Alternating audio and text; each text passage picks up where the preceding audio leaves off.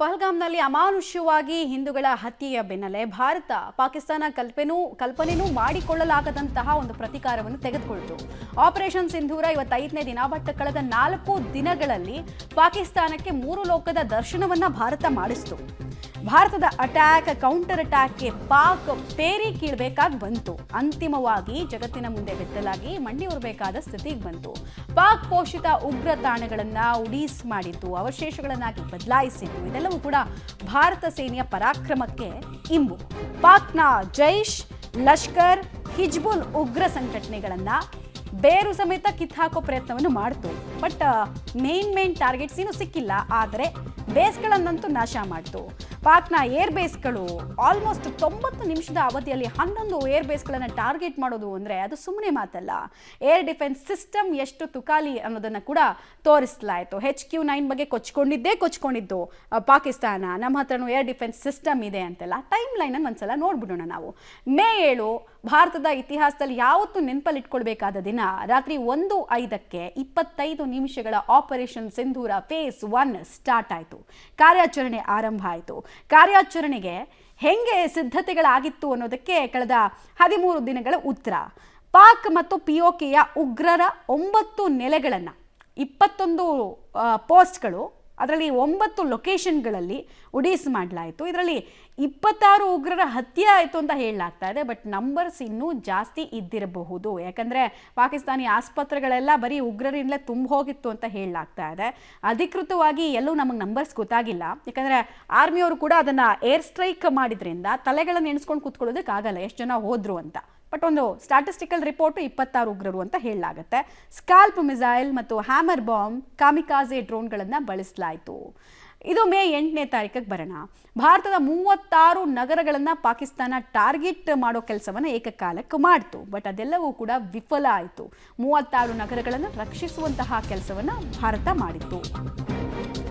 ಭಾರತದ 36 ನಗರಗಳನ್ನು ಟಾರ್ಗೆಟ್ ಮಾಡಿತ್ತು ಪಾಕಿಸ್ತಾನ.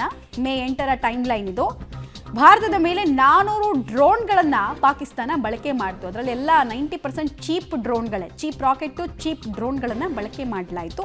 ಬಟ್ ನಮ್ಮ ಏರ್ ಡಿಫೆನ್ಸ್ ಸಿಸ್ಟಮ್ S-400 ಇದೆಲ್ಲವನ್ನ ಸಮರ್ಥವಾಗಿ ಹೊಡೆದುರುಳಿಸ್ತು. ಜಮ್ಮು ಕಾಶ್ಮೀರ, ಪಠಾಣ್ಕೋಟ್, ಉಧಂಪುರ ಇದೆಲ್ಲವೂ ಕೂಡ ಪಾಕಿಸ್ತಾನದ ಟಾರ್ಗೆಟ್ನಲ್ಲಿ ಇದ್ದಂತಹ ನಗರಗಳು. ಹಾಗೆ ಜಲಂಧರ್ ಮಿಲಿಟರಿ ಬೇಸನ್ನು ಕೂಡ ಟಾರ್ಗೆಟ್ ಮಾಡಲಾಯಿತು. ಬಟ್ ಪಾಕ್ ವಿರುದ್ಧ S-400 ಕ್ಷಿಪಣಿಯನ್ನು ಸಮರ್ಥವಾಗಿ ಭಾರತ ಆಕ್ಟಿವೇಟ್ ಮಾಡಿ ಬಳಸ್ತು. ಸುದರ್ಶನ ಚಕ್ರ ಶಿಶುಪಾಲನ ತಲೆಯನ್ನು ಹೆಂಗೆ ಕತ್ತರಿಸ್ತೋ ಹಾಗೆ ಈ ಡ್ರೋನ್ಗಳನ್ನು ಕತ್ತರಿಸಿ ಬಿಸಾಕೋ ಕೆಲಸ ಮಾಡಲಾಯಿತು. ಆಕಾಶದಲ್ಲಿ ನಕ್ಷತ್ರ ಎಣಿಸ್ಕೊಳ್ರಪ್ಪ ನೀವು ಅಂತ ಬಿಡ್ಲಾಯಿತು. ಪಾಕಿಸ್ತಾನ ಮಿಸೈಲ್ಗಳನ್ನು ಕೂಡ ಸೇನೆ ವಿಫಲಗೊಳಿಸ್ತು. ಅವ್ರ ಹತ್ರ ಕೂಡ ಗಜ್ನಿ ಅಂತೆ, ಅಬ್ದಾಲಿ ಅಂತೆ, ಶಾಹೀನ್ 1, ಶಾಹೀನ್ 2 ಅಂತೆಲ್ಲ ಇದ್ವು. ಸಾಂಬಾ, ಕಚ್ ಪ್ರದೇಶದಲ್ಲಿ BSF ಯೋಧರು ದಾಳಿಯನ್ನು ನಡೆಸಿದ್ರು ಅನ್ನೋದು ಗೊತ್ತಾಗ್ತಾ ಇದೆ. ಯಾಕಂದರೆ ಅವ್ರ ಮೇಲೆ ಅಟ್ಯಾಕ್ ಆಗೋ ಕೆಲಸ ಅಲ್ಲಾಯಿತು. ಹೀಗಾಗಿ ಸಮರ್ಥವಾಗಿ ಉತ್ತರವನ್ನು ಕೂಡ ಕೊಡಲಾಯಿತು. ಭಾರತದ ಪಶ್ಚಿಮ ರಾಜ್ಯಗಳನ್ನು ಯಾವ ರಾಜ್ಯದ ಜೊತೆಗೆ ಗಡಿಯನ್ನು ಹಂಚ್ಕೊಂಡಿದ್ರೋ ಅಲ್ಲೆಲ್ಲ ಟಾರ್ಗೆಟ್ ಮಾಡಲಾಯಿತು. ವೆಸ್ಟರ್ನ್ ಸೆಕ್ಟರ್ ಅಂತ ಸೇನೆಯ ಭಾಷೆಯಲ್ಲಿ ಇದನ್ನು ಹೇಳಲಾಗುತ್ತೆ. ಸೊ ಅಲ್ಲಿ ಪಾಕಿಸ್ತಾನ ಟಾರ್ಗೆಟನ್ನು ಮಾಡ್ತು. ಬಟ್ ಇಲ್ಲೆಲ್ಲವೂ ಕೂಡ ತನ್ನ ನೆಲವನ್ನು ರಕ್ಷಿಸಿಕೊಳ್ಳುವಲ್ಲಿ ಭಾರತ ಯಶಸ್ವಿಯಾಯಿತು. ಜಮ್ಮು ಕಾಶ್ಮೀರ, ಪಂಜಾಬ್, ರಾಜಸ್ಥಾನ, ಗುಜರಾತ್ ಅನ್ನ ಮೇನ್ ಟಾರ್ಗೆಟ್ ಪ್ರದೇಶಗಳನ್ನಾಗಿ ಪಾಕಿಸ್ತಾನ ಬಳಸೋದಕ್ಕೆ ಪ್ರಯತ್ನ ಪಡ್ತು ಅಂತ ಹೇಳಲಾಗ್ತಾ ಇದೆ. ಹಾಗೂ 4 ರಾಜ್ಯಗಳ 26 ನಗರಗಳನ್ನು ಗುರಿಯಾಗಿಸ್ಕೊಂಡು ಏಕಕಾಲಕ್ಕೆ ಅಟ್ಯಾಕ್ ಮಾಡೋದಕ್ಕೂ ಕಂತ್ರಿ ದೇಶ ಪಾಕಿಸ್ತಾನ ಮಾಡ್ತು. ಪಾಕಿಸ್ತಾನದ ಡ್ರೋನ್ ಮತ್ತು ಕ್ಷಿಪಣಿಗಳನ್ನು ಧ್ವಂಸ ಮಾಡಲಾಯಿತು. ಆ ಡ್ರೋನ್ ಮತ್ತು ಪಾಕ್ನ F-16, J-10 ಚೀನಾ ಕೊಟ್ಟಿದ್ದು, JF-17 ಇದು ಫೋರ್ತ್ ಜನರೇಷನ್ನ ಫೈಟರ್ ಜೆಟ್ ಎಲ್ಲವನ್ನ ಕೂಡ ಧ್ವಂಸ ಮಾಡಿ ಅದರ ಸಾಮರ್ಥ್ಯ ಏನು ಅನ್ನೋದನ್ನ ಜಗತ್ತಿಗೆ ತೋರಿಸೋ ಕೆಲಸ ಆಯಿತು. ಬಟ್ ಗಡಿಯಲ್ಲಿ ಇದಕ್ಕೆ ಪ್ರತೀಕಾರ ಅನ್ನೋ ರೀತಿ ನಿಶಸ್ತ್ರಧಾರಿ ಭಾರತದ ಪ್ರಜೆಗಳನ್ನು ಟಾರ್ಗೆಟ್ ಮಾಡಲಾಯಿತು. ಶೆಲ್ ದಾಳಿಯಿಂದ 15ಕ್ಕೂ ಹೆಚ್ಚು ಭಾರತೀಯ ಪ್ರಜೆಗಳು, ಸಿವಿಲಿಯನ್ಸ್ ಸಾವನ್ನಪ್ಪಿದ್ರು. ಪಂಜಾಬ್ ಏರ್ಬೇಸ್, ಜಮ್ಮುವಿನಲ್ಲಿ ಶಾಲೆ ಮತ್ತು ಆಸ್ಪತ್ರೆ ಮೇಲೂ ಕೂಡ ಎಲ್ಲೆಲ್ಲಿ ಸೆಕ್ಯೂರಿಟಿ ಕಡಿಮೆ ಇರುತ್ತೋ ಅಲ್ಲೆಲ್ಲ ಟಾರ್ಗೆಟ್ ಮಾಡೋ ಕೆಲಸ ಆಯಿತು. ದೇವಸ್ಥಾನದಲ್ಲೂ ಕೂಡ ಪಾಕಿಸ್ತಾನ ದಾಳಿ ಮಾಡಿತು. ಗುರುದ್ವಾರದ ಅಟ್ಯಾಕ್ ನೋಡಿದ್ವಿ ನಾವು. ಬಟ್ ನೆಕ್ಸ್ಟ್ ಡೇನೇ ಅಲ್ಲಿ ಭಕ್ತರು ಮತ್ತೆ ಹೋದರು. ತಡೀರಿ, ನಮ್ಮ ನಂಬಿಕೆ ನೋಡೋಣ ಅಂತ ಒಂದು ಸವಾಲು ಹಾಕ್ತಂಗಿತ್ತು ಅದು. ಪಾಕ್ನ 8 ಸೇನಾ ನೆಲೆಗಳನ್ನು ಮೇ 10ನೇ ತಾರೀಕು ಧ್ವಂಸಗೊಳಿಸಿತು ಭಾರತ. 8 ಸೇನಾ ನೆಲೆಗಳು. ಆಕಾಶ್ ಮಿಸೈಲ್, ಬ್ರಹ್ಮೋಸ್ ಕ್ಷಿಪಣಿ, ಸೂಪರ್ ಸಾನಿಕ್ ಅನ್ನ ಭಾರತ ಬಳಸ್ತು. ಬ್ರಹ್ಮೋಸ್ ಬಗ್ಗೆ ನಾವು ಕಳೆದ ಬುಲೆಟಿನ್ನಲ್ಲಿ ನಿಮ್ಗೆ ವಿವರಣೆ ಕೊಡ್ತಾ ಇದ್ವಿ ಎಷ್ಟು ಸ್ಟ್ರಾಂಗ್ ಅಂತ. ಅದಾದ ಮೇಲೆ ನೆನ್ನೆ ಸಂಜೆ ಆಗ್ತಾ ಇದ್ದ ಹಾಗೆ ಕದನ ವಿರಾಮವನ್ನು ದಯವಿಟ್ಟು ನೀವು ಘೋಷಣೆ ಮಾಡಬೇಕು ಅಂತ ಕೈಕಾಲಿಗೆಲ್ಲ ಬೀಳೋ ಕೆಲಸವನ್ನು ಪಾಕಿಸ್ತಾನ ಮಾಡ್ತು. ಭಾರತದ ಕೈಕಾಲಿಗೆ ಬಿತ್ತು, ಆಮೇಲೆ ಅಮೆರಿಕದ ಕೈಕಾಲಿಗೆ ಬಿತ್ತು. ರಾತ್ರಿ ಮತ್ತೆ ಪಾಕ್ನಿಂದ ಕದನ ವಿರಾಮ ಉಲ್ಲಂಘನೆ ಆಯಿತು. ಎಲ್ಲಿ ಹೋಗುತ್ತೆ ಬುದ್ಧಿ? ಅದೇ ಬುದ್ಧಿಯನ್ನು ಪ್ರದರ್ಶನ ಮಾಡ್ತು. ಪಂಜಾಬ್ನ ಏರ್ಬೇಸ್, ಜಮ್ಮುವಿನಲ್ಲಿ ಶಾಲೆ ಮತ್ತು ಆಸ್ಪತ್ರೆ ಮೇಲೆ ಪಾಕ್ ದಾಳಿ ಮಾಡಿಸೋದಕ್ಕೆ ಮುಂದಾಯಿತು. ದೇವಸ್ಥಾನದಲ್ಲಿ ಕೂಡ ದಾಳಿ ಆಯಿತು. ಡೀಟೇಲ್ಸ್ ಕೊಡ್ತಾರೆ ಲೋಕೇಶ್, ಇಷ್ಟೂ ಹಂತಗಳಲ್ಲಿ ಕೂಡ ಕೇಳಿ ಒದೆ ತಿನ್ನೋ ಕೆಲಸವನ್ನು ಪಾಕಿಸ್ತಾನ ಮಾಡಿದ್ರು. ಇಷ್ಟಾದರೂ ಮತ್ತೆ ಒದೆ ತಿನ್ನೋದಕ್ಕೆ ರೆಡಿಯಾಗಿ ನಿಂತಿದ್ದು ಮಾತ್ರ ಕಾಣಿಸ್ತಾ ಇದೆ. ಕದನ ವಿರಾಮ ಘೋಷಣೆ ಮಾಡಿರೋದಕ್ಕಿಂತ ಟ್ಯಾಕ್ಟಿಕಲ್ ಪಾಸ್ಗೆ ಬೇಡ್ಕೊಳ್ತು ಪಾಕಿಸ್ತಾನ ಅಂತ. ಉಳಿದಂತೆ ಏನೇನು ಮಾಹಿತಿ ಕೊಡ್ತೀರಿ?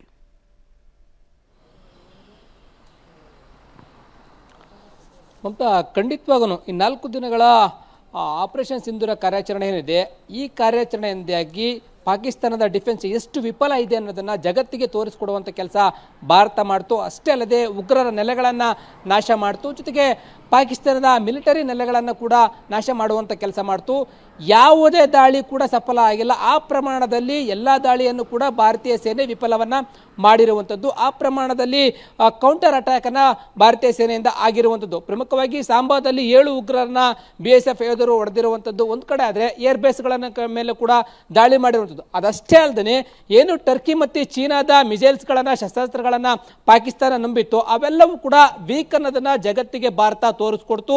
ನಮ್ಮ ಶಸ್ತ್ರಾಸ್ತ್ರಗಳು ಏನಿದ್ವು ಅವೆಲ್ಲವೂ ಕೂಡ ಒಡೆದುರುಳಿಸುವಂಥ ಕೆಲಸವನ್ನು ಮಾಡ್ತು. 6 ರಾಜ್ಯಗಳ ಸುಮಾರು 56 ನಗರಗಳನ್ನು ಗುರಿಯಾಗಿಸಿಕೊಂಡು ಡ್ರೋನ್ ದಾಳಿ ಮಾಡಲಿಕ್ಕೆ, ಶೆಲ್ ದಾಳಿ ಮಾಡಲಿಕ್ಕೆ ಪಾಕಿಸ್ತಾನ ಮುಂದಾಯಿತು. ಎಲ್ಲವನ್ನು ಕೂಡ ವಿಫಲ ಮಾಡಿಸ್ತು. ಒಂದು ನಾಗರಿಕರಿಗೆ ಅಲ್ಲಲ್ಲಿ ಬೆರಳೆಣಿಕೆಯಷ್ಟು ಸಾವಾಯಿತು, ಮನೆಗಳಿಗೆ ಹಾನಿ ಆಯಿತು. ಅದನ್ನು ಹೊರತುಪಡಿಸಿದ್ರೆ ಪಾಕಿಸ್ತಾನ ಕಂಪ್ಲೀಟ್ ಆಗಿ ಡಿಫೆನ್ಸ್ ಅಲ್ಲಿ ವೀಕ್ ಇದೆ ಅನ್ನುವಂಥದ್ದು. ಅದಷ್ಟೇ ಅಲ್ಲದೆ ಅಲ್ಲಿನ ಪ್ರಧಾನಿ ಎಷ್ಟು ವೀಕ್ ಇದ್ದಾರೆ ಅಂತೇಳಿ ಸಂಸತ್ನಲ್ಲಿ ಅವರ ಸಂಸದರೇ ಜಗತ್ತಿಗೆ ತೋರಿಸಿಕೊಡುವಂಥ ಕೆಲಸವನ್ನು ಕೂಡ ಆಯಿತು. ಈ ಕೊನೆಗೆ ಭಾರತದ ವಿರುದ್ಧ ಹೋರಾಟಕ್ಕೆ ಆಗದೇನೆ ಹೋಗಿ ಕದನ ವಿರಾಮಕ್ಕೆ ಬೇಡ್ಕೊಂಡು ಮತ್ತೆ ನರಿಬುದ್ಧಿಯನ್ನು ತೋರಿಸಿ ಕದನ ವಿರಾಮವನ್ನು ಉಲ್ಲಂಘನೆ ಮಾಡ್ತು. ಈ ರೀತಿಯಾಗಿ ಪಾಕಿಸ್ತಾನ ಕಂಪ್ಲೀಟ್ ಆಗಿ ವೀಕ್ ಇದೆ ಅಂತ ಹೇಳಿದ್ರೆ ತಪ್ಪಾಗಲಿಕ್ಕಿಲ್ಲ. ಭಾರತೀಯ ಸೇನೆ ಮತ್ತು ಅತ್ಯಾಧುನಿಕ ತಂತ್ರಜ್ಞಾನ ಹೊಂದಿರುವಂತಹ ಶಸ್ತ್ರಾಸ್ತ್ರಗಳ ಮುಂದೆ, ವೆಪನ್ಗಳ ಮುಂದೆ ಪಾಕಿಸ್ತಾನದ ಯಾವುದೇ ಮಿಸೈಲ್ಸ್ಗಳು ಕೂಡ ವರ್ಕೌಟ್ ಆಗಲಿಲ್ಲ.